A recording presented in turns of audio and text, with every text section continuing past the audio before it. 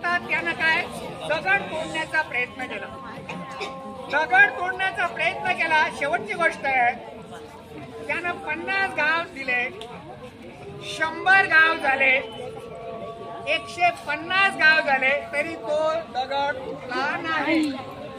पण शेवटचा 151वा गाव दिल्यानंतर त्याचे तुकडे झाले.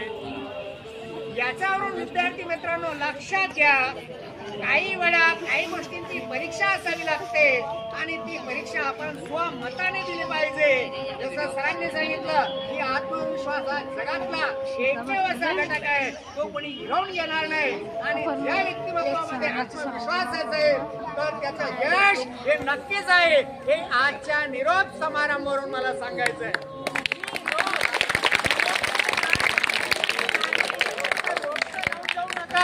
मनाचं रोपटं लावा आणि मन इथे ठेवून जा. आणि आकाशामध्ये ही शाळा काय आहे? वटवृक्ष आहे. ही शाळा वटवृक्ष आहे. तुम्ही पक्षी आहात आणि तुम्ही पक्षी आहात असताना शाळेत प्रवास करायला सुरुवात केली आणि नंतर मी सर्व मुलांसोबत भावना निर्माण करून त्या जवळची नृत्य केली.